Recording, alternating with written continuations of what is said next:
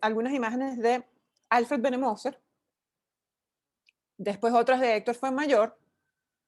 Les voy a poner un video acerca de Caracas 10, en el que habla José Luis Blondet, y luego, o antes les hablo de Acciones frente a la plaza. Tengo un PDF con el libro que editó Fundarte, la extinta Fundarte en el 91, en donde hay una recopilación de los textos que hizo María Elena Ramos para esa oportunidad, con las descripciones de los performances, con algunas imágenes, y luego les muestro el video de José Luis Blondet, ¿sí? Entonces, miren.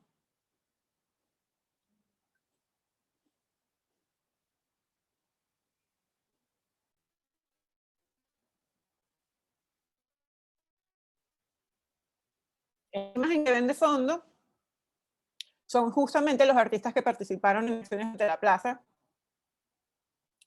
que fueron Jenny Nan. Creo que más adelante les puse la imagen, no lo sé. Esta creo que es Jenny, este es Nan, Nan González, Alfred Benemoser, Nan González, que luego desarrollaría, no sé, se los explico porque no sé si saben o si están al tanto de como del desarrollo de las carreras de ellos posteriores. Me imagino que deben haber escuchado a Jenny Nan, pero no sé si sabían que eran un dúo que luego se separan, y Nan sigue después todo su trayecto de investigación acerca del video y ecología, video y naturaleza. ¿Alguno de ustedes vio la exposición reciente de Nan González en la Sala TAC? No. Bueno, la curó Sagrario Berti. Muy buena, fue muy buena exposición. Ya después seguro les hablo de eso. Bueno, ¿Hace Jenny cuánto Nan, Alfred.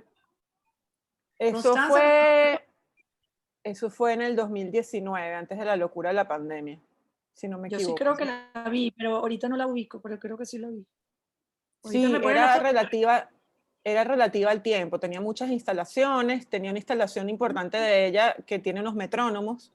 Ah, creo que sí, buenísima, buenísima. Yo la vi. Un reloj. Sí, Yo sí la vi, Constanza, yo la vi. Sí, la Sí, vimos. tenía unos relojes, sí, exactamente, Sí, sí era la vi, eso. sí la vi. Tiempo de algo, ¿verdad? Disculpen que soy muy mala con recordar títulos y cosas, creo que porque no les doy importancia. Diego Barbosa, el señor que está por aquí, Marco Antonio Etedgui,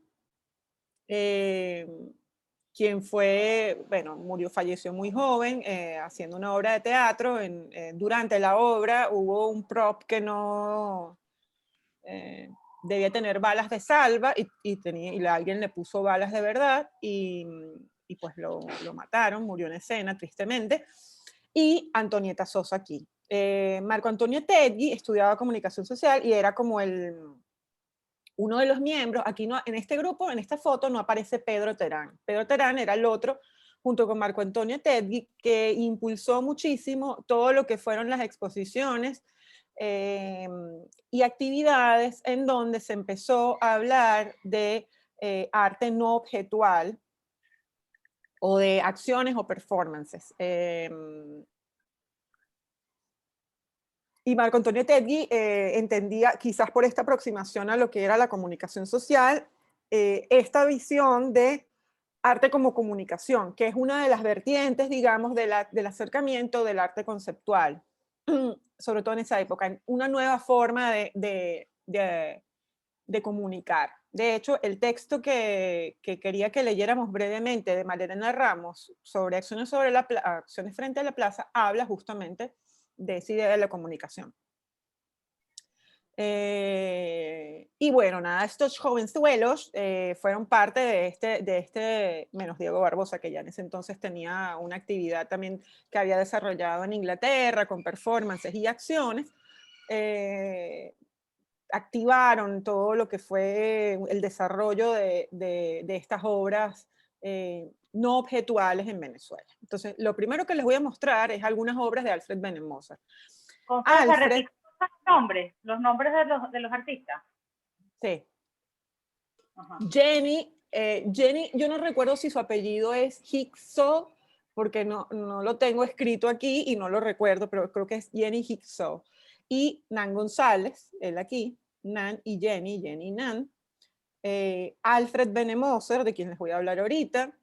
Diego Barbosa, Marco Antonio Tedgui, Antonieta Sosa. Y falta Pedro Terán. Pero de todas maneras, yo tengo el PDF del Acciones Frente a la Plaza y se los voy a pasar para que lo tengan. Se los pudiese hasta compartir por el chat, bueno, si me acuerdo. Entonces, lo que les voy a hablar, yo elegí a Alfred Benemoser y Héctor Fuenmayor para hablarles hoy y un poquito de las dos exposiciones que quiero hablarles, porque yo siento que dentro de las manifestaciones de arte conceptual en Venezuela, ellos todavía son como los más, a veces, difíciles de entender. Su contenido a veces puede resultar algo hermético o esquivo, porque creo que en la presentación de las obras se muestra como muy desnuda. Entonces no hay lugar o asidero en donde la persona pueda agarrarse que sea mera contemplación. Hay ahí un discurso detrás de esas instalaciones u obras que tienen que ver con intereses específicos de estos dos artistas. Entonces voy a empezar con Alfred Benemoser. Alfred, que es austríaco, vino joven a Venezuela hacia el año 80, después de haberse formado en Austria, y yo les coloqué aquí una cita de una entrevista que le hizo Jesús Torrivilla para Papel Literario, y después les voy a pasar el link, en donde hablan de una exposición que curó, no sé por qué Torrivilla pone como que si la exposición es una exposición individual de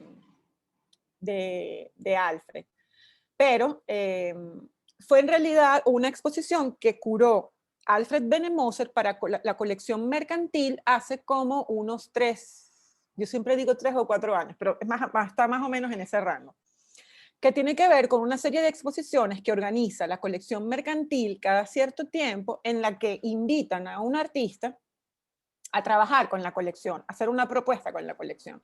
Entonces, la primera de esas exposiciones que hicieron la hizo Jaime Gili, en la que intervino las paredes de la sala de exposición de la colección mercantil con obras coloniales, y él intervino las paredes. No sé si tienen presente las obras de Jaime Gili, pero bueno, después si quieren buscan y revisan esta intervención que hizo con la colección mercantil. La segunda fue la de Alfred, que les voy a mostrar posteriormente unas imágenes, en donde Alfred hizo una propuesta específica partiendo de 2 obras y una intervención suya para poner a dialogar las obras de la colección mercantil, y la última que se ha hecho con esa dinámica es una exposición que curó Luis Simón Molina Panti, también con la colección, pero sacando el tema del paisaje.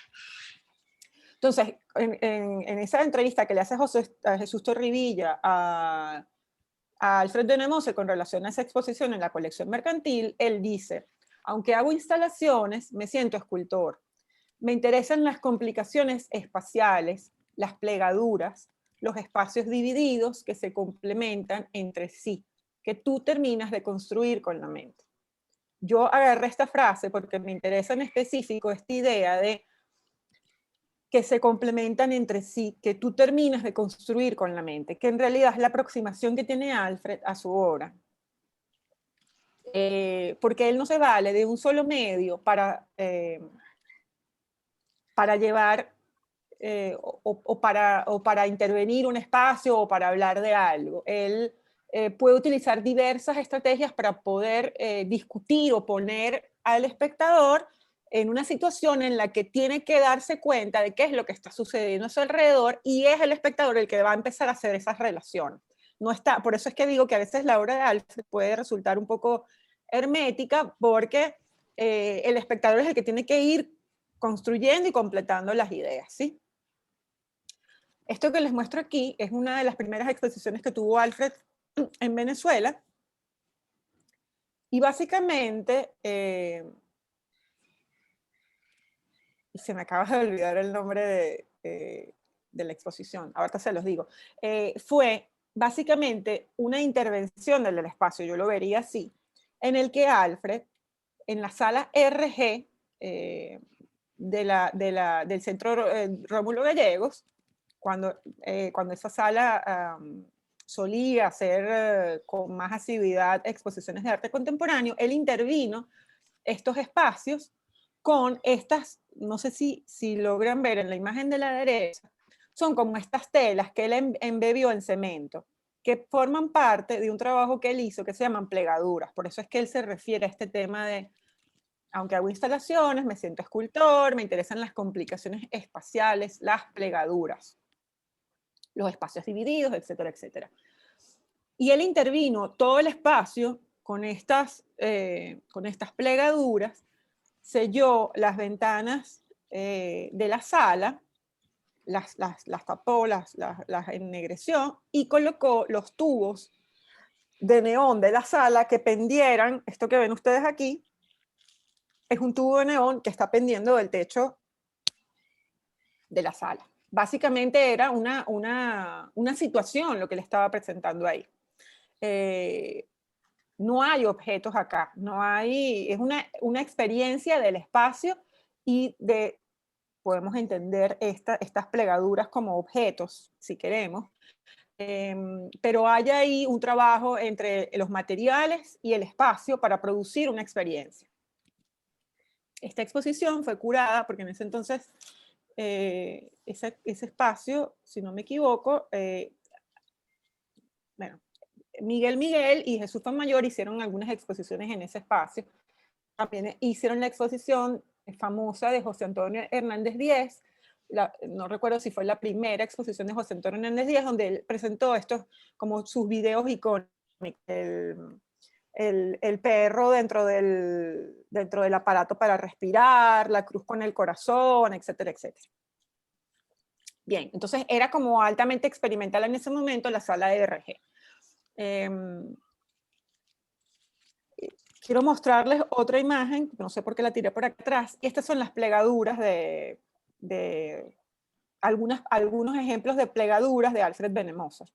El de la izquierda se presentó en una exposición que se hizo en oficina número 1 de Los Galpones, hace como 6 años, yo con mi memoria, que se llamaba Accrochage.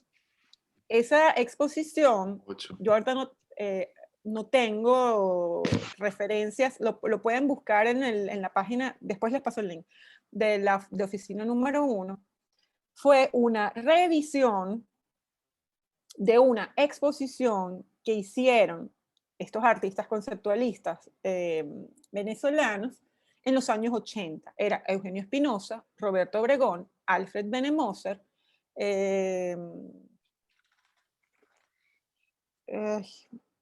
Eugenio Espinosa, Sigfredo Chacón, Alfred Benemoser, Roberto Obregón, me falta uno.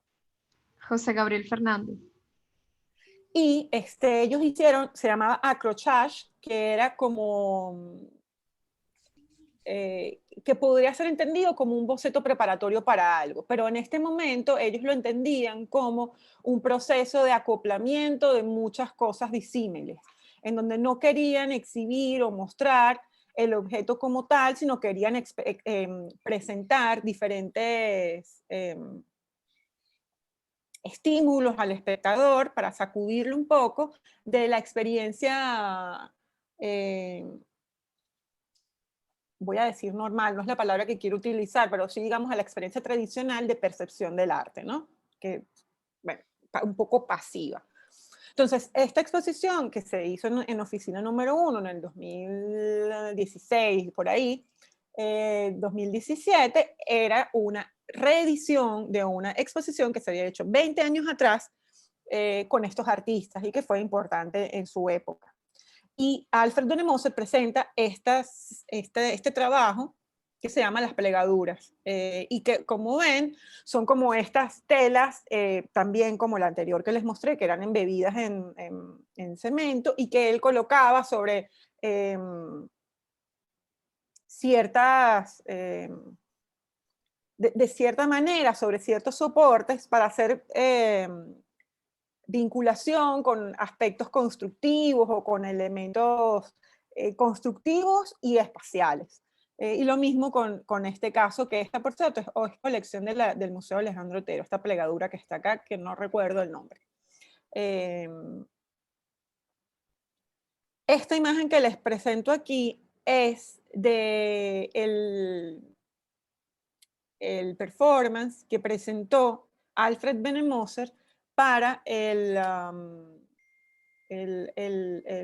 la serie de acciones frente a la plaza. Su performance se llamaba Persona a Persona. Y básicamente lo que Alfred trataba de hacer siempre es como despertar la noción del espectador de su entorno y de la participación que está haciendo. Él eligió frente al un espacio frente a, yo no recuerdo si esto es en el Parque de los Caobos, abrir un hueco y enterrarse, e interactuar con la gente que estaba ahí. Había gente que formaba parte de la convocatoria que se había hecho para ese performance, y había gente que eran pasantes, que estaban pasando por ahí y que se veían interpelados a participar de esta acción. Y luego quisiera quizás leerles como un fragmento de lo que dice Marilena Ramos con relación a esto en el libro de Acciones frente a la plaza. Hasta que llega un momento en el que, después de varias horas enterrado en ese lugar, Alfred pide que por favor lo saquen de ahí, lo desentierren. Esa era parte de la acción de Alfred. Y luego, dentro de la exposición Caracas 10, Alfred presenta esto que también es como una constante dentro de su trabajo, esta idea de que el espacio o de que las estructuras se replican y se transforman a través del tiempo, es algo que él presentó en diversas ocasiones como idea en una exposición en el Museo Alejandro Otero, en la Bienal de Guayana. Yo elegí esta imagen de acá, que es de esta intervención que él hizo en esta sala en donde se encuentra esta pieza de Jesús Soto. Ay, Dios mío, estoy muy mal. Déjenme dejar de compartir para poder decirles el nombre de la pieza de Jesús Soto en la Galería de Arte Nacional.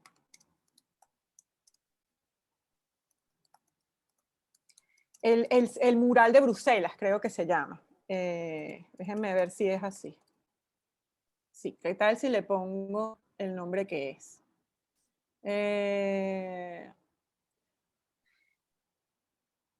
Sí, es el mural de Bruselas. Entonces, lo que hace Alfred, déjenme volver a compartir esto. Si tienen alguna pregunta o duda, o si sienten que estoy hablando como demasiado atiborrado o algo, pueden interrumpir para hacer preguntas. Lo que hace él es, imagínense, dentro de la repartición de salas que se dieron, que es lo que quería que viéramos también después al final en el video de José Luis Blondet, lo que hace Alfred es, bueno, utiliza de fondo este mural de Bruselas, de nada más y nada menos que Jesús Soto, que es una obra que está de forma permanente en esa sala, maestro de la abstracción y del cinetismo venezolano, y hacer una réplica de esta estructura en este Mira Caribe, así lo llamó Alfred, y hace como esta torre en el que la estructura y los componentes de esta torre tienden a replicar lo que sucede en el fondo con la obra de Jesús Soto. Y la idea de Alfred era desarrollar además diversas acciones a partir de esta pieza a lo largo de lo que duró la exposición. No sé si lo llegó a a implementar. Pero bueno, este es el Miracaribe. Yo no sé si aquí les incluí una imagen no, él presentó, quizás se lo pueda mostrar en lo de la Bienal de Guayana. Él presentó en la Bienal de Guayana, para los que no sepan, en los años 80-90 se desarrollaba en el Museo Jesús Soto de Bolívar y en diferentes instituciones o espacios que se prestaban para hacer las exposiciones de la Bienal de Guayana, en la que se invitaban artistas a desarrollar proyectos. Muchas veces eran proyectos in situ, que tenían que ver con la intervención del espacio. Y Alfred presenta, yo les puedo mandar esto, creo que por aquí, o sea que casi que se los mando, de estas imágenes.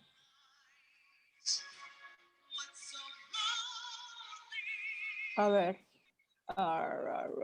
¿será que no lo bajé? No puede ser, chicos. Qué desastre. Bueno, miren, no lo consigo aquí, pero lo que hizo Alfred, si me da rabia cuando no consigo las cosas y creo que las tengo. Lo que hizo Alfred fue hacer del campanario de la iglesia una mini réplica y adosar a los lados del campanario de esta torre estas mini réplicas del... Qué absurdo hablar de una obra describiéndola. Ah, aquí se ve. Se las voy a describir. Se las voy a describir. Voy a compartir pantalla para que la puedan ver. Esto es un alto ejercicio de arte conceptual, el hablar de una obra sin que la puedan ver. Voy a robarle la estrategia a María Virginia Pineda. ¿Conocen el trabajo de María Virginia Pineda? No, profe. Miren. Bueno, yo no. María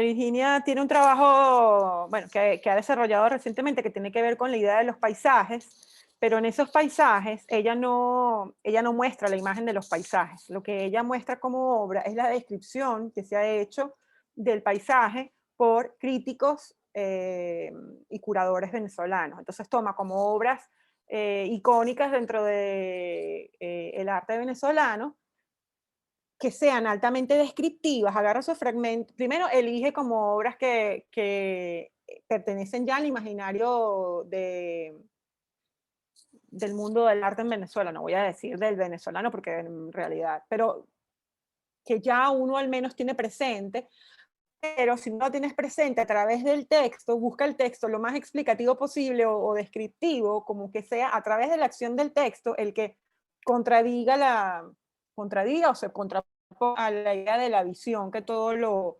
que sea a través del proceso de la lectura que uno elabore con la imaginación la obra. Entonces, aquí está, por cierto, Héctor Fuenmayor, y esta es la obra de Alfred, que se ve hiper enana, pero no sé si la logran ver. Esta es la torre del campanario, y aquí están estas réplicas que hizo y que adosó a los lados de la torre. Y algo como esto hizo también en el Museo Alejandro Otero, haciendo una réplica de una de las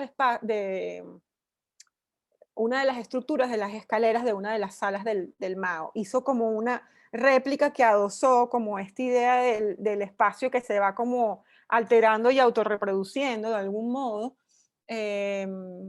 e hizo una filmación con esto. Voy a dejar de compartirles esto. Y les voy a volver a mostrar. Y lo que les quería mostrar de Alfred era esta propuesta que hizo. Él tuvo en el año 2017-2018, por ahí también, una exposición en Oficina número 1, que manejaba también algunos de estos elementos que tienen que ver con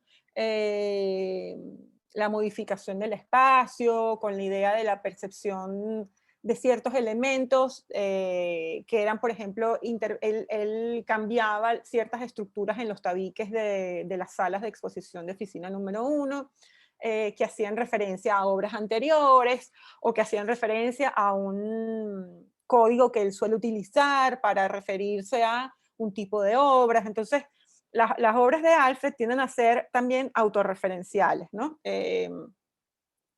Y metaartísticas. Son siempre referencias, que es algo que está evidentemente presente en el arte conceptual, que es hacer referencia o poner en cuestionamiento la obra de arte misma o el sistema del arte.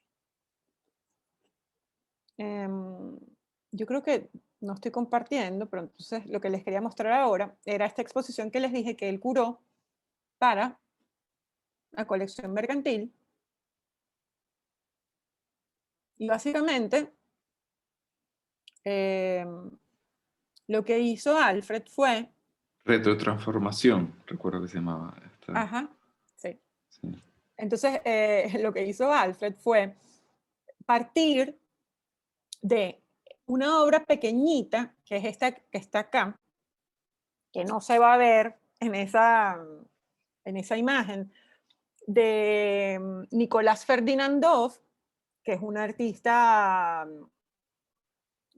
moderno, amigo de Reverón, y que era ruso y que vino acá y estuvo en el movimiento, digamos, de los paisajistas y vanguardia, aunque él se salía un poco de esta, como de esta línea. Él vino como a movimentar y a traer este impulso a los artistas de la época en Venezuela. Esa pintura pequeña tenía que ver con unos girasoles que Alfred replicó en una de las paredes en esta forma de abanico en el fondo.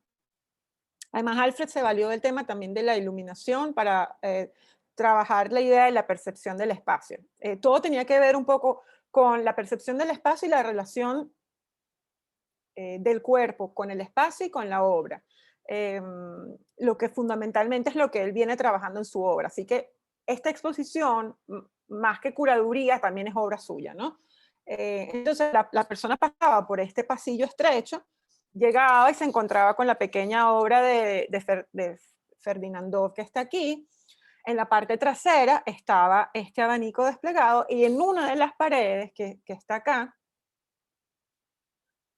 cuando uno entraba, estaba esta pieza que él desplegó, esta intervención que él hizo, en el que hay estas láminas se despliegan a modo de diafragma, del diafragma de una cámara que permite la entrada o salida de luz. Una nena de Leufer, gigante, enorme, aquí, y una obra de Roberto Obregón acá. Entonces él parte de Ferdinandov, Leufer y Obregón para establecer un discurso en el que hay en el fondo voy a utilizar esto, agárrenlo con pinzas. Para mí es como una especie de Atlas Nemocine de Alfred, en el sentido de que hay como unas referencias visuales anteriores o que han permanecido en el arte venezolano que él está exponiendo de este modo en esta exposición, a modo de experiencia. Entonces, y utiliza como estos momentos importantes o disruptivos, por decirlo de alguna manera, dentro del arte venezolano, en la sala como a modo de ejes principales. Y luego las obras de la colección las coloca aquí arriba. No sé si se fijan que hay unos ganchos que mantienen suspendidas las obras de la colección. Además de que, bueno, está toda la iluminación de la... Yo no sé si les puse otra imagen, se vea mejor. Aquí hay otras obras pequeñas de Obregón. Es el modo de alterar la percepción de una obra, ya sea porque se ha alterado la escala de la obra, ya sea porque el modo como está conseguida la percepción de la obra ha variado del modo tradicional como está expuesto, porque coloca a dialogar elementos que pueden reforzar ciertos discursos de las obras en específico o contraponerse a ellas. Y porque en sí toda la experiencia de la visión o de la visualización de estas obras es en sí una experiencia artística, no es el simple recorrido de ver unas obras colocadas en una pared. Al menos a mí no me lo pareció y creo que ese era el intento de Alfred y creo que muy bien conseguida. Para mí es una de las exposiciones más interesantes que yo haya visto en tiempos recientes, verdaderamente. Y como propuesta artística. Y además Alfred, lo que pasa es que, bueno, tiene periodos en los que, por la misma naturaleza de su obra, no es que está constantemente produciendo o exhibiendo, porque es que sus proyectos son como ambiciosos en un sentido de lo que debe concretar para poder llevar la idea, ¿sí? Entonces, hay momentos en los que, bueno, no se ve en ninguna sala ni en nada obras de Alfred hasta que vuelve a emerger y se ven las iniciativas de Alfred, aunque él está como que siempre... Él tiene una actividad una vez al año durante el cumpleaños de Roberto Obregón, que es la subida al Ávila, que era una actividad que él tenía con Roberto Obregón. Y todavía la hacen. Yo no sé si el año pasado la hicieron, pero él subía con un grupo de artistas, como hacía él con el grupo en el que estaba con Roberto Obregón, Eugenio Espinosa, Barbosa, etcétera, etcétera, y hacían esta subida al Ávila. Y además, él también tiene otra actividad que tiene que ver con Diego Barbosa, que es también una vez al año, no estoy segura. Tiene que ver con la recreación de unas acciones que realizaba Diego Barbosa con unas flores de papel que hacía y con unos sombreros que elaboraba Diego Barbosa, unos sombreros de cartón o con unas redes. Yo no sé si ustedes tienen presente la caja del cachicamo de Diego Barbosa. Estas fueron unas acciones que él desarrolló en Londres hacia finales de los 70, principios de los 80. Disculpen que no esté tan exacta con las fechas, pero en las cajas del cachicamo, pues él ponía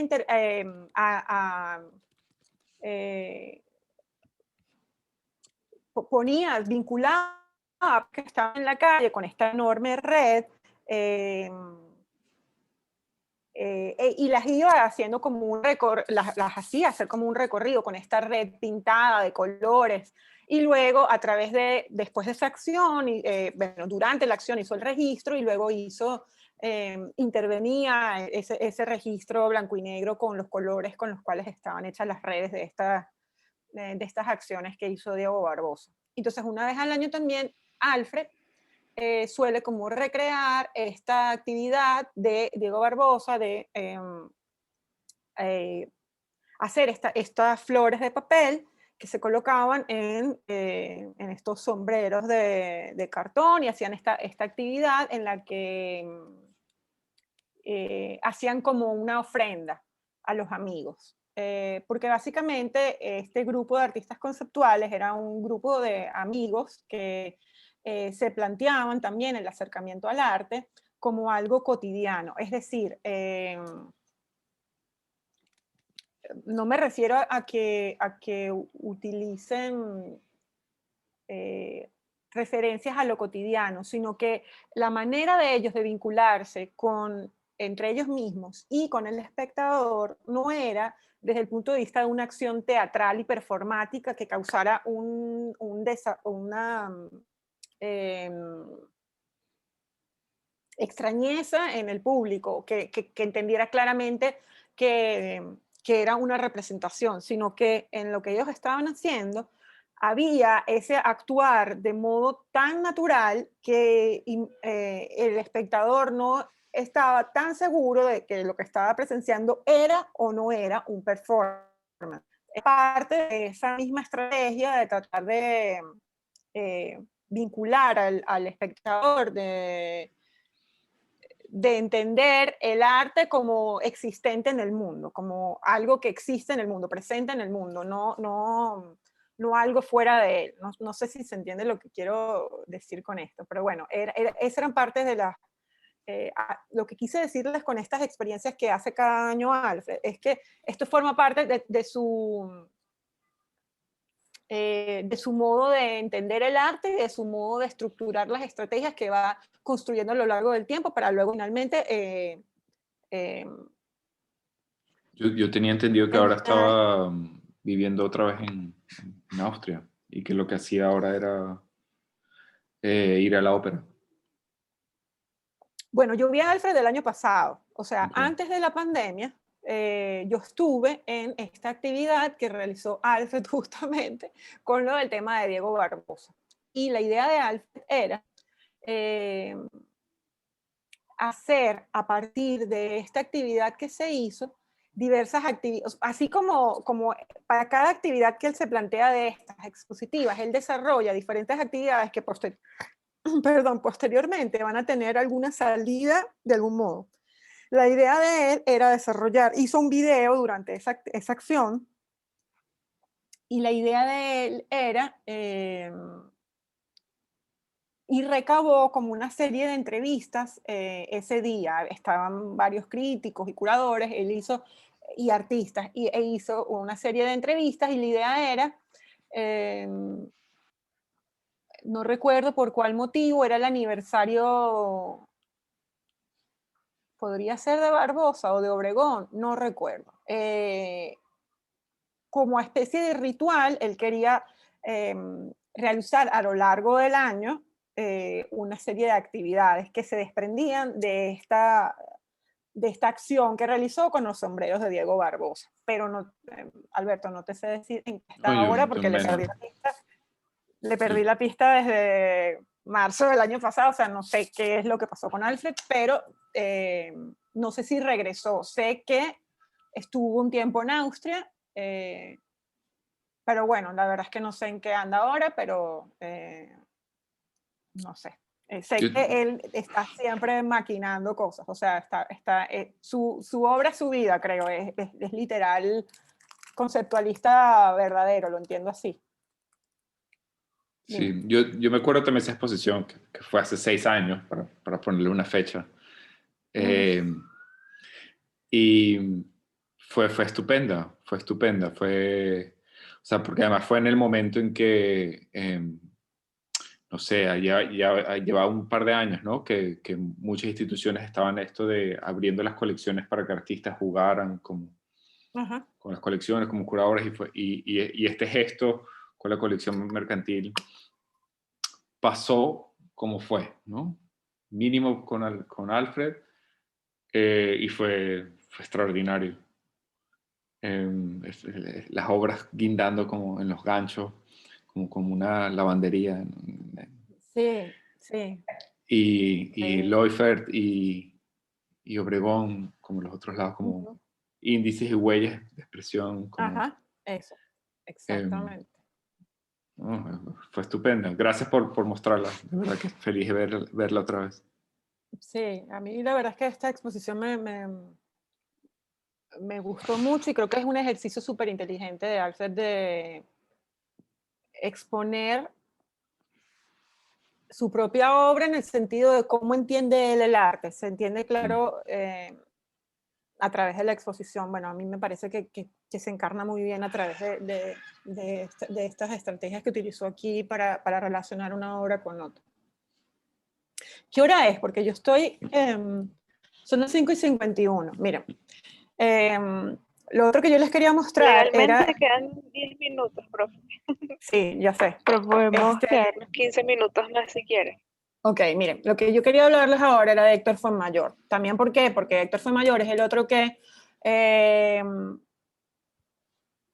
Héctor pasó, por ejemplo, Héctor durante los años 70, bueno, él se formó aquí, en la Cristóbal Rojas, desarrolló un trabajo en el que les voy a mostrar algunas imágenes de los principios. Esta es quizás la obra más conocida de Héctor Fuenmayor, yo no sé si ustedes la conocen. Yo nunca he estado en un lugar en donde se ha llevado a cabo esta pieza que se llama Citrus 6906. pero digamos, como referencia, esta es como la obra más famosa de Héctor. Pero Héctor empieza, yo les debo haber puesto, entre otras cosas, con obras como estas, en las que él empieza a trabajar con las fotocopias. Él llegó, durante los años 70, él empezó a utilizar todo el tema de la reproducción y de la fotocopia y del polvo que liberaba la fotocopia. Y además, en la obra de Héctor está muy presente el interés hacia lo espiritual, no el interés hacia lo espiritual, eso es una forma súper majuncha de decirlo. La problemática para Héctor creo que tiene que ver con la relación del hombre en el mundo y de su vinculación a lo espiritual y de cómo se le aparecen las cosas a las personas en el mundo. Lo que ve como apariciones que pueden estar en un estado liminal entre lo espiritual y lo físico. Entonces, hay muchas de sus obras que hacen referencia a la cruz o a otras pueden ser referencias cristianas, pero solamente como la forma, no porque Héctor esté hablando acerca de la cristiandad, simplemente porque él está utilizando la iconografía, como en este caso, de la crucifixión, y la está obliterando, la está cubriendo, la está tapando con un fragmento de pintura negra. Y está utilizando una obra de Velázquez, la crucifixión de Velázquez, que es archifamosa, y la está cubriendo. Él empieza, les pongo en la izquierda, lo que él empieza a hacer, que es fotocopiar sus pies y sus manos. En algún lado del lado derecho se ve, hay una imagen donde se exhibieron estas obras en conjunto, y creo que fue en la caja en Chacao. Esta serie que él ha desarrollado, cada tanto vuelve a salir una obra en donde aparece el tema de la crucifixión. Se llama Cruz y Ficción, esta serie de trabajo. Entonces, en esta imagen del lado derecho ven que hay un par de obras con el tema de la crucifixión cubierta por este rectángulo negro, y en la otra, si la ven, hay como una cruz hecha con estos fragmentos de fotocopias, donde se ven los brazos y las piernas. No encontré otra reproducción que se viera mejor, así que bueno, lamentablemente les hablo de una imagen en otra imagen, pero bueno. Además, él tenía una serie, que es esta que les quería mostrar. Esta por cierto, es colección de la Galería de Arte Nacional. Se llama Miranda en la Carraca, pero él lo que empieza es a trabajar con la idea del texto y de la imagen. Es una serie, son como unas 9 imágenes, reproducciones de Miranda en la Carraca, que él va interviniendo de maneras diferentes.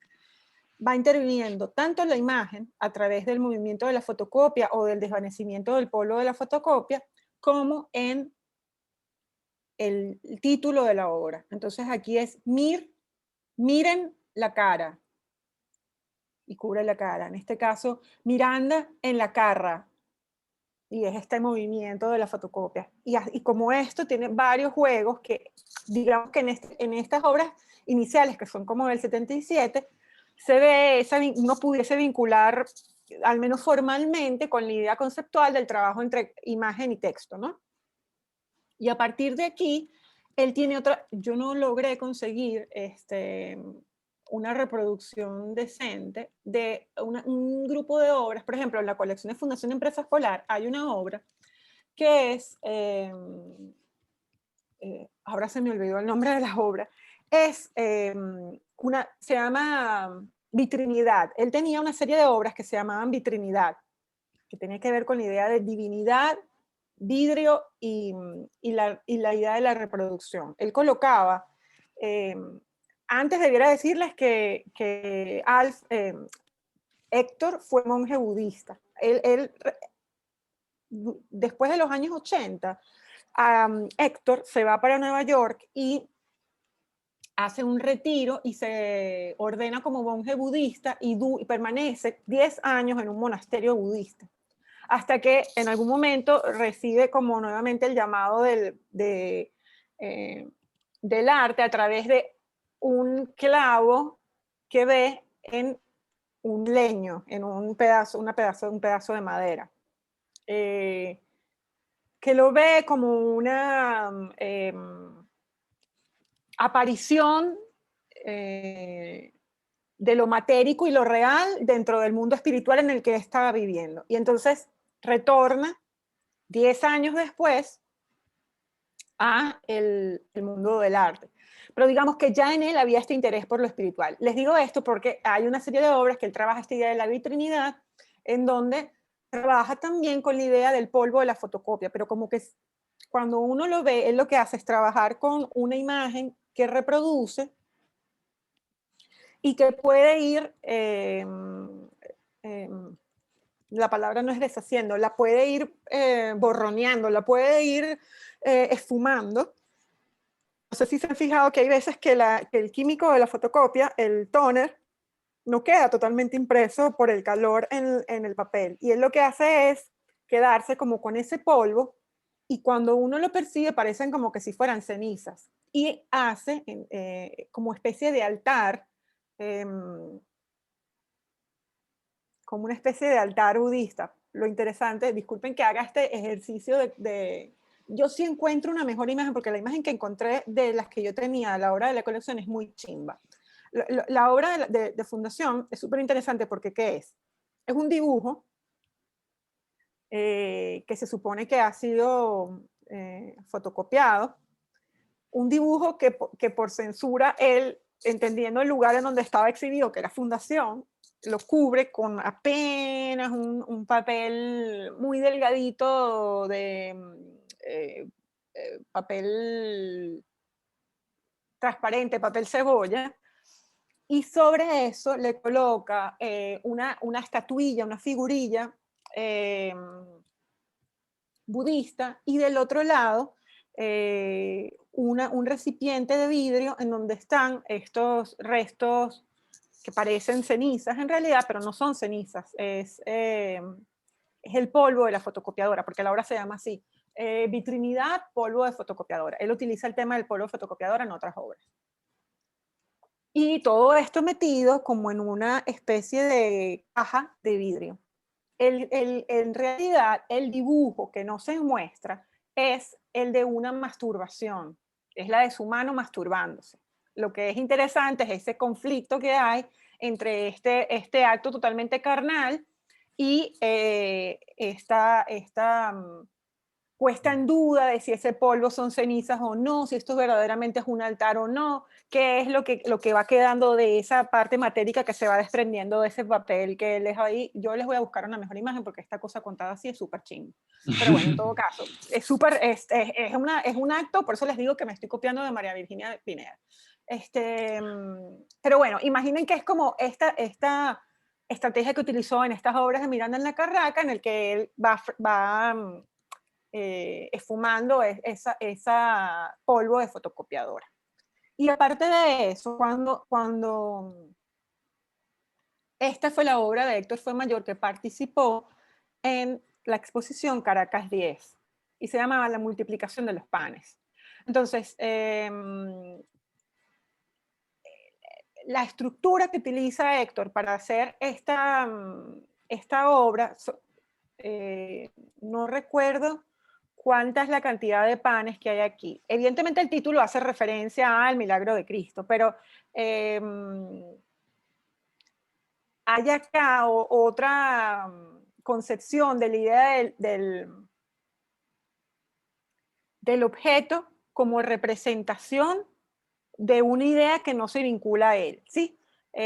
Yo después les voy a mostrar el video de José Luis Blondet, si Pamela con su merced me lo permite, para que oigamos un pedacito de este tema que les quería mostrar, porque ahí se reúnen muy bien estas estrategias conceptuales. Sí, profe.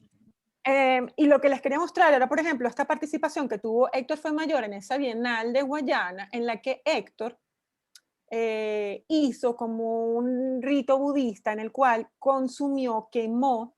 Yo les puse aquí una cita de Félix Suazo acerca de esta participación de Héctor Fuenmayor. Dice: Héctor Fuenmayor lleva esta idea, en el texto Félix se refiere a la idea del fuego, a una dimensión sacrificial, incinerando un amplio número de sus propias obras durante una acción titulada Glosa Crematoria de 1994, en el marco de la Bienal Nacional de Guayana, Ciudad Bolívar, en 1994.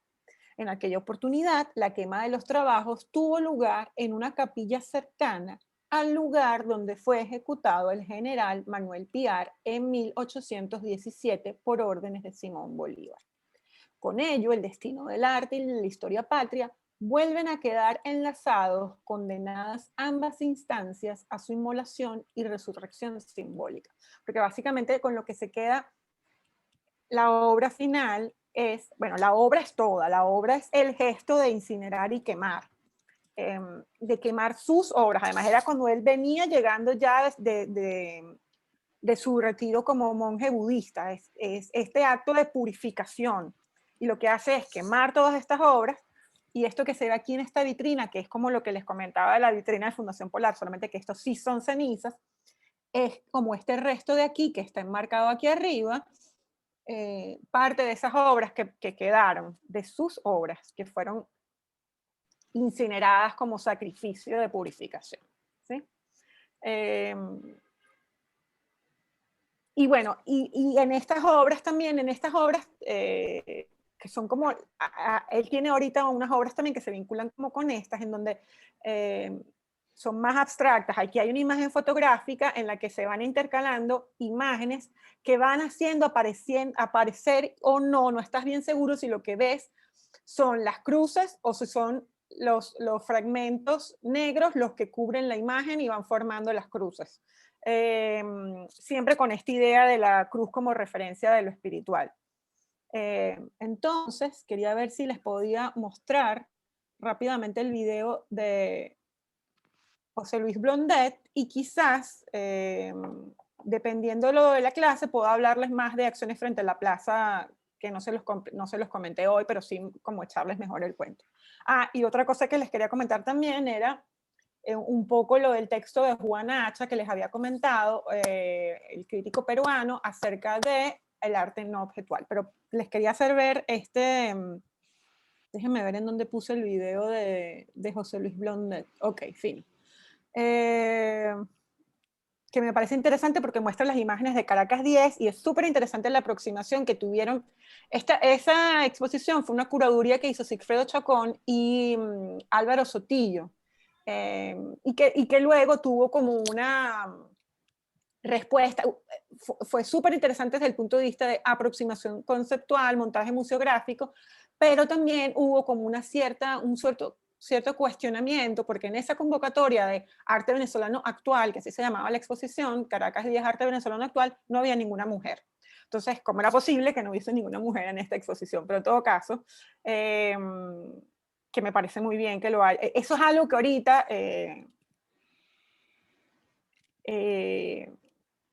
está todavía en discusión, para que vean. O sea, esto pasó en los años 90 y todavía se sigue hablando acerca de la representación de la mujer en los espacios de arte. Una vaina insólita, pero bueno. En todo caso, les voy a compartir pantalla. Ok, aquí está José Luis Constanza, Blondet. rapidito una intervención. Dígame. Interesante la obra de Fuenmayor, en que de alguna manera desmonta un poco el discurso heroicista venezolano. O sea, de alguna manera está desmontando con esas dos obras la historia, en el sentido Sí. que, bueno, por todos es archiconocido Miranda en la Carraca, y también hacer ese gesto de quema cerca de el lugar donde Simón Bolívar mandó a matar a alguien, también es como en la desmitificación de los héroes. O sea, tiene algo, me pareció interesante. Sí, así es, así es. Lo que no les comenté fue la obra que yo hablé como loca y no les hablé de la obra que se llama Citrón, que tiene ese color específico, que básicamente es un espacio, que eso se presentó en la Sala Mendoza por primera vez, si no me equivoco, y básicamente era una intervención de Héctor en el que él pintó las paredes con un color específico del catálogo de pinturas industriales de la Sherwin-Williams, pintura industrial. Y eligió ese amarillo específico para hablar acerca de para poner en confrontación al espectador a la idea de que esa obra, primero no había objeto en el espacio, era solamente el color, que no era una percepción del color particular como podía, por ejemplo, interesar a los cinéticos, a Cruz Diez, a tal. Era simple el hecho de una recreación, de una experiencia en un espacio que podía ser replicado por cualquiera a través de la utilización del mismo color del catálogo de la Sherwin-Williams en esa época. De hecho, la obra antes se llamaba de otro modo, no era Citrón, no sé qué más. Cuando ellos cambian el catálogo de pinturas, él tiene que cambiar el nombre de la obra, y en el lugar en el que se monte, pues simplemente es esta pintura de paredes y este vacío, porque además eso es como uno de los temas que trabaja Héctor, no sé si se han fijado a lo largo de lo poco que les mostré de la obra de él, ese tema como del vacío y el lleno, como referencia a ese mundo de lo espiritual y lo material. En ese caso a mí me recuerda un poco a la obra esa obra en específico del amarillo en las paredes, a la obra de Yves Klein, en la que él presentó en la sala básicamente aire. Y no es extraño el que Yves Klein también tuviera una formación de artes marciales y de una concepción de budista, aproximación budista hacia la vida, y en su obra está presente esa idea del vacío, y aquí en la obra de Héctor también. Entonces, les voy a mostrar entonces este video de José Luis Blondet. Déjenme quitarle, adelantar a la hermosa. Muy buenas tardes, soy Wilkelis Pirela, egresada de la Universidad Experimental de las Artes, y la tarde de hoy tengo el agrado de presentarles a José Luis Blondet.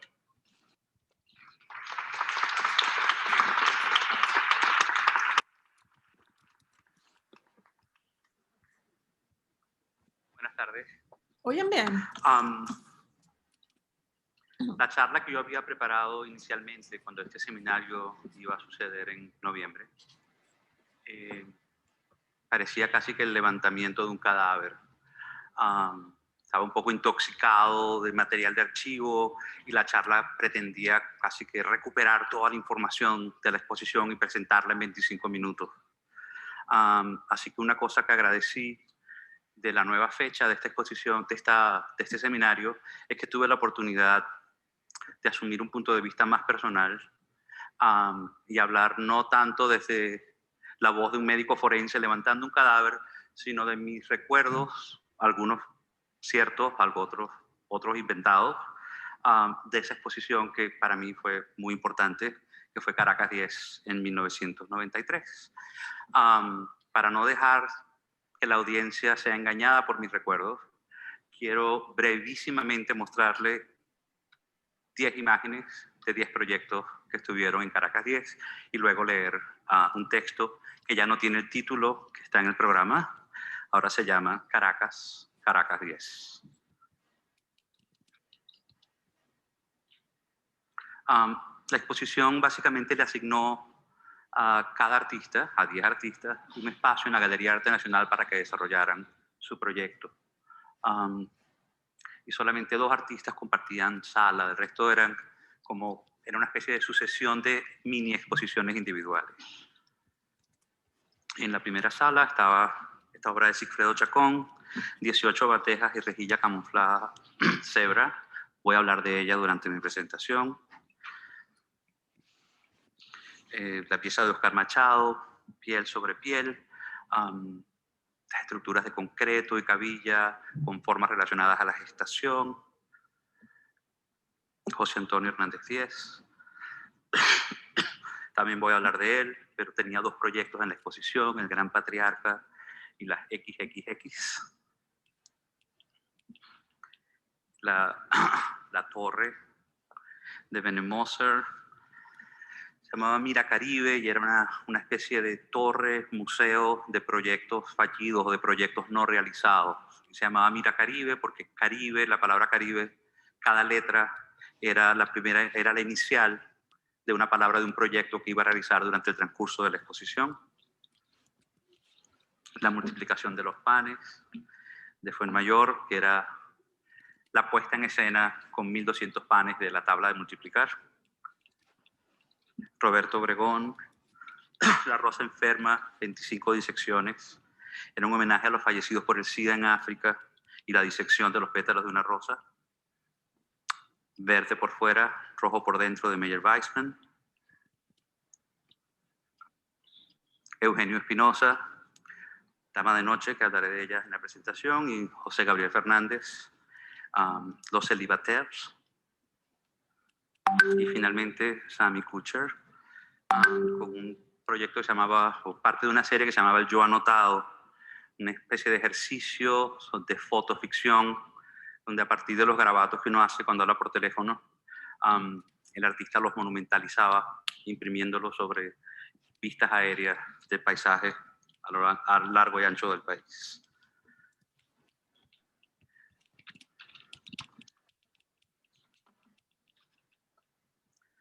Mis recuerdos de Caracas 10 son borrosos, pero abundantes.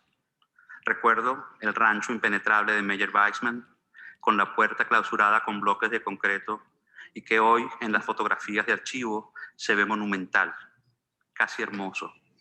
Pero en la sala de exposición se veía marginal e inquietante.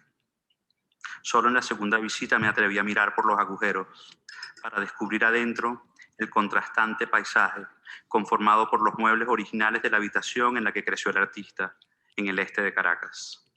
El título de la obra, Verde por fuera, rojo por dentro, en aquel entonces me resultó... ¿What? ¿Pero por qué? ¿Será que yo...? No, vale, pero... A ver, Vimeo, no me hagas esto. Incomprensible. Hoy podría parecer profético, grotesco o revelador. O las tres cosas juntas, dependiendo del titular que encabece la prensa ese día. Recuerdo también una pantalla electrónica sobre la que iban pasando textos como avisos, que eran preguntas lanzadas al espacio abierto de la galería. Y recuerdo también su reflejo sobre espejos negros adosados a la pared de la sala. Recuerdo, curiosamente, el título de esa obra de Héctor Fuenmayor, Dama de Noche. Bochornosamente, la única dama en esta muestra que ocupó todas las salas de la Galería de Arte Nacional. Vienen flashes de una mesa de billar, una de las obras de Hernández Díez, sobre la que jugaba un robot enclenque, que apoyaba la vara de billar sobre la escultura de una mano blanca, reposando impávida, amputada sobre la mesa de fieltro verde. En mi memoria, la obra de Weissman inauguraba el recorrido y muy hacia el final daba uno con la sala de Sigfredo Chacón, la cual recordaba como un caos apenas transitable. Revisando fotos de archivo, me doy cuenta que exageraba la escala y el caos. Leo en una entrevista que el artista quería crear una situación de pintura que no tocara las paredes. Y pienso que tal vez el engorde de las proporciones en mi memoria tenga que ver precisamente con eso, una situación que no cabe en una sala y la desborda.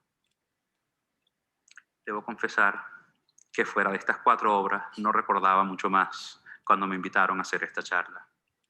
Leo ahora las reseñas y las críticas de prensa para prepararme y puedo precisar detalles, inventar recuerdos que se quedaron rezagados ante la impresión profunda que me causaron estas 4 obras. Pero la imagen que viene a mi cabeza siempre cuando pienso en Caracas 10 es el rancho de Meyer Weissman, con sus ladrillos burdamente apilados, sus láminas de zinc y algún caucho viejo encima para que no se volaran. Y dentro, la cama, la silla, el escritorio, el mobiliario con aire danés que vivía atrapado en esas 4 paredes, en ese país portátil que había acampado por un par de meses en La Gana. Caracas 10 fue una exposición que agrupó a 10 artistas, todos hombres, todos viviendo en la capital, en la Galería de Arte Nacional en 1993. El totalizante subtítulo de la muestra rezaba, acaso con ironía, Arte venezolano actual. El germen de la exposición tuvo su origen en una serie de proyectos individuales que planeaba Lagan con muchos de los artistas que terminaron en Caracas 10.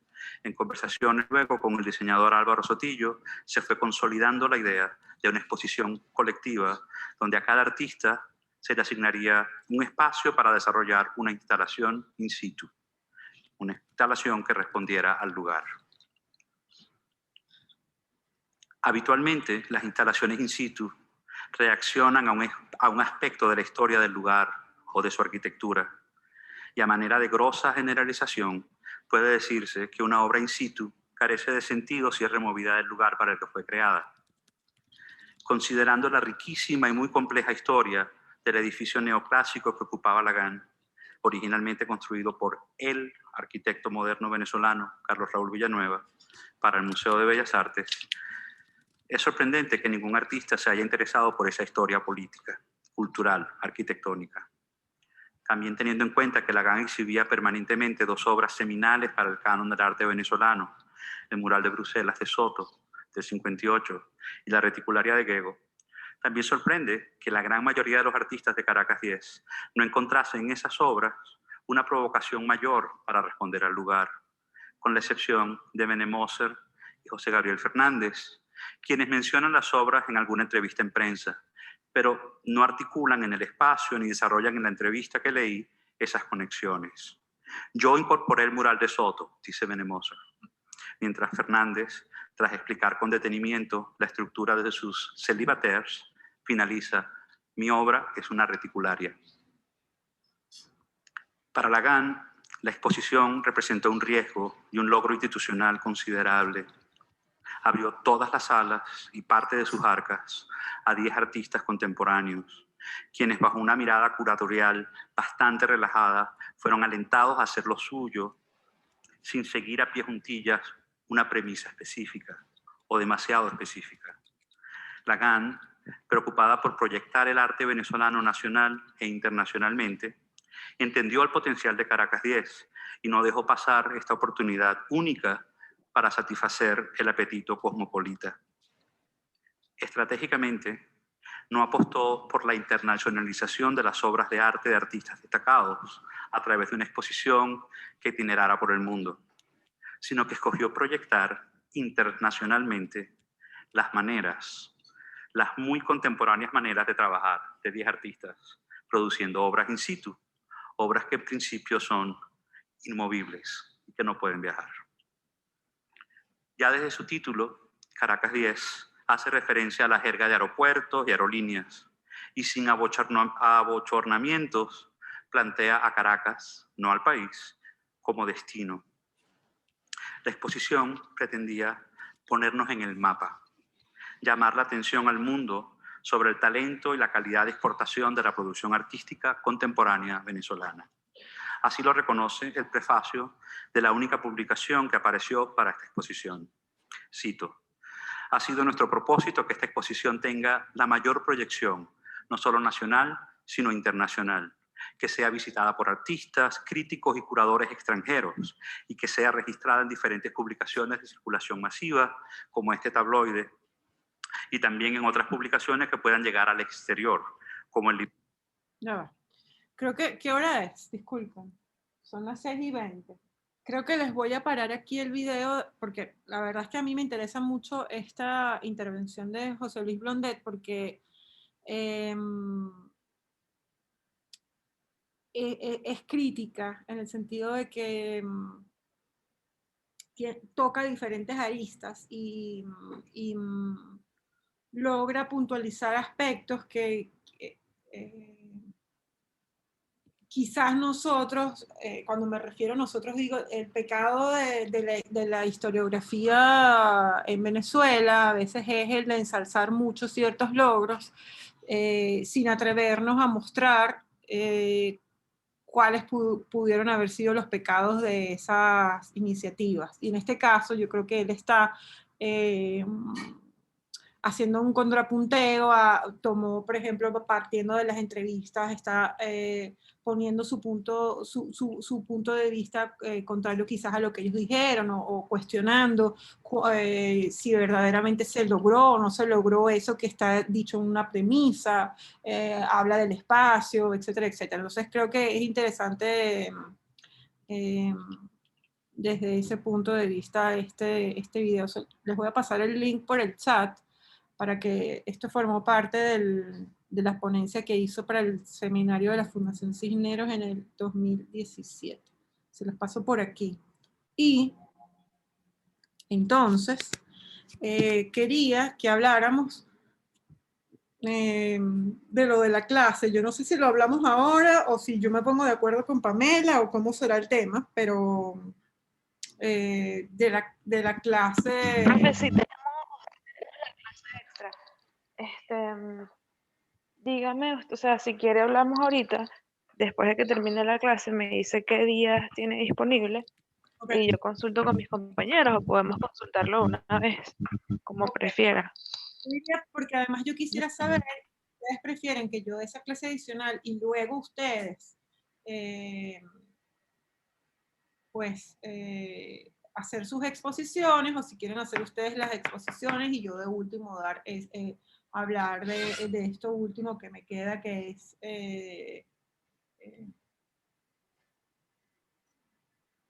acciones frente a la plaza?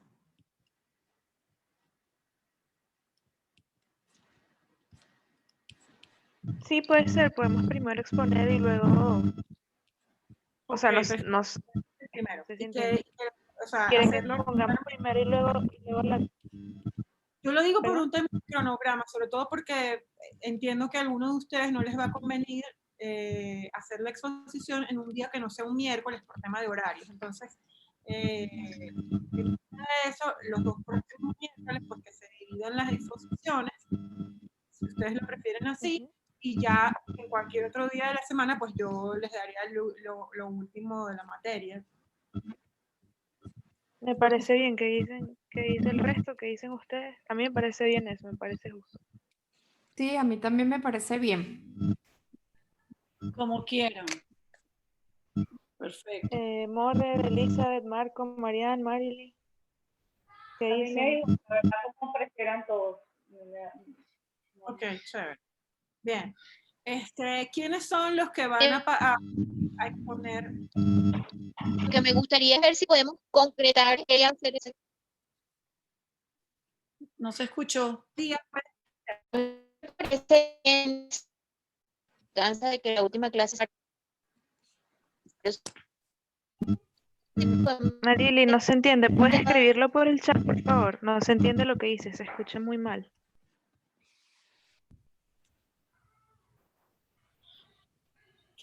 ¿Ya ustedes se pusieron de acuerdo con el profe Rafael Castillo Zapata? Sí. Sí, con Rafael es el miércoles siguiente a la misma hora. Ya, claro, yo eso no lo puedo hacer. Yo puedo lunes, martes, jueves, viernes. Constanza, una pregunta, ¿te tenemos que mandar como la presentación a ti porque tú eres la que va a compartir la pantalla? O sea, porque si queremos mostrarle imágenes a los compañeros, ¿cómo hacemos eso? No sé si estoy muy... No, creo que Pamela les puede dar permiso para compartir pantalla, ¿no, Pamela? Sí. Ah, qué bueno. No tenía ni idea que se Que podía cada quien hacer vaya a su ritmo. Sí, sí. Ah, perfecto. Hay que dividir el tiempo que va a exponer cada uno, pero eso se puede cuadrar por el ¿Quiénes chat. son los que van a exponer la semana que viene? ¿Quiénes son los que van a exponer el miércoles que viene? Yo no. Yo no. Yo tampoco, yo voy de última en la fila. Yo me había ofrecido, pero por ahí me lanzaron 2 libros que no he leído. Uno Marco y el otro Pamela, pero bueno, nada. Yo puedo. Carol. Sí. Ok. Yo puedo. Pero hay que leerse ese libro para la exposición, Auxilio. No es que vamos a poner a... No.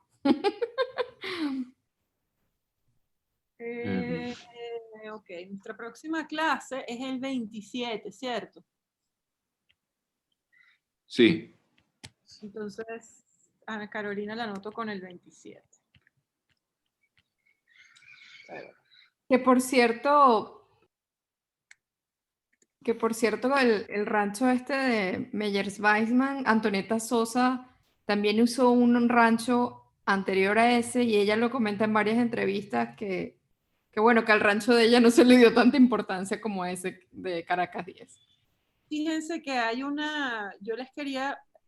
texto que hizo Aixa Sánchez, siempre para el seminario Cisneros, porque en ese seminario donde habla José Luis Blondet, se estaban hablando de exposiciones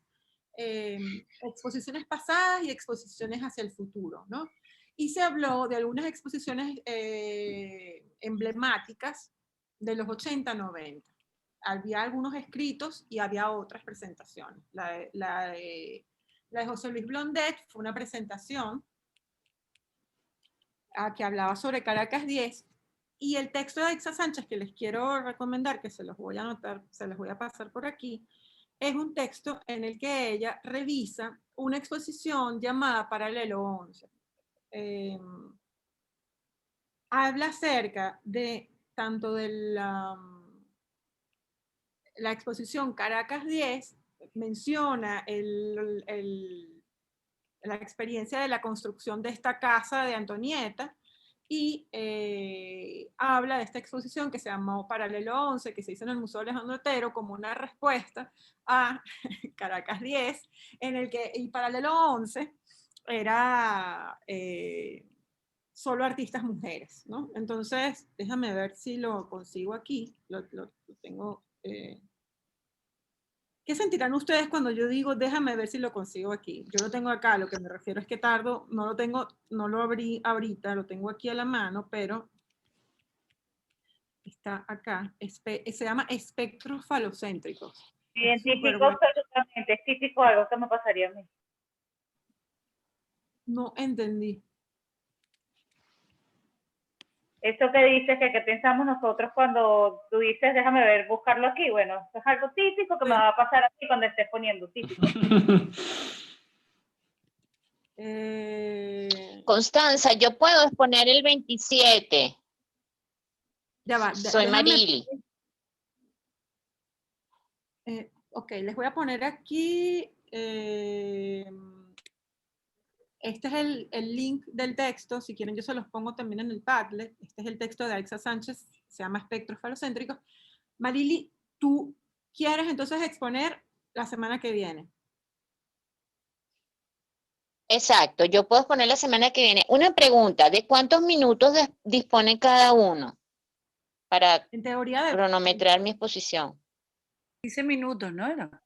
Sí, son 20 minutos, pueden hablar 20 minutos. Tampoco les voy a poner 15 y ras, cuando yo misma me extiendo. No es... entiendan que van a tener como unos 20 minutos para poder hablar. Si vamos a tener esa clase extra, si no se llega a completar que las personas, que ustedes puedan hablar en esas 2 clases que nos quedan, porque les queda muy corto, en la última clase adicional pudiésemos incluir a gente, pero no, es que ya de una vez están anotando para el día 3 de febrero o para la última clase en la que yo voy a hablar, para no hacer la tarea a tiempo. Eso es una burda de maestra de primaria, pero bueno. Hasta ahora nada más tengo anotadas a 2 personas para el día 27. Yo no puedo el miércoles porque mi hija supuestamente viene ese miércoles de Europa, entonces no va a estar como que libre, pues. O sea que yo el miércoles que viene de verdad que no puedo. Ajá. Magali, yo te pongo para el día, ¿qué? Magalí. Sí. Bueno, después para el miércoles que viene no, sino el otro arriba. Que sería el 3 de febrero. Ajá. Ok.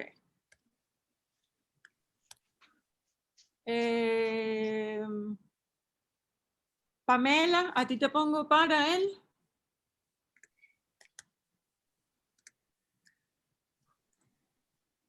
Pamela está ahí. Bueno, si me das oportunidad para el otro miércoles, Manolo, yo me voy más a la última, pues. Claro, yo entiendo, pero alguien tiene que... O bueno, Asumir. o bueno, miren lo, Anóteme. miren lo que vamos a hacer. Miren lo que vamos a hacer. El próximo miércoles, yo voy a terminar de dar lo que les iba a dar hoy. Vamos a hacer, la clase la vamos a dividir en dos. La primera parte, voy a hablar yo de lo que quedó de materia de hoy. El resto lo utilizan las dos personas que se anotaron hoy. Ok. Para hablar. ¿Les parece? Bien. Y los dos miércoles, y el miércoles y el otro día que queda por cuadrar, qué día va a ser, lo utilizamos para el resto de las exposiciones. ¿Les parece bien? No sé si las personas que se anotaron para la semana que viene les parece justo esta propuesta. Digan ustedes qué les parece. Sí, Bien. yo estoy lista, o sea, yo no tengo problema en exponer la semana que viene. Yo veo que Marco también dijo y yo lo estoy viendo, no sé si pueda, pero trataré. O sea, si queda como para una cuarta persona la semana que viene, hago el esfuerzo. No hace falta que se maten, porque de todas formas yo voy a hablar, por eso es que les estoy proponiendo esto, o sea, utilizar la mitad de la clase para hablar yo lo que queda de lo que les quería decir hoy, y el resto exponen ustedes, o exponen dos personas, y el resto de personas, que son, ¿ustedes cuántos son? ¿Cuántos son ustedes en clase? Porque aquí tengo 1, 2, 3, 4, 5, 6, Yo 7, 8, creo que 9. somos 11. Son 11. Quedarían 9 personas, lo que haría que en una clase 4 y en otro 5.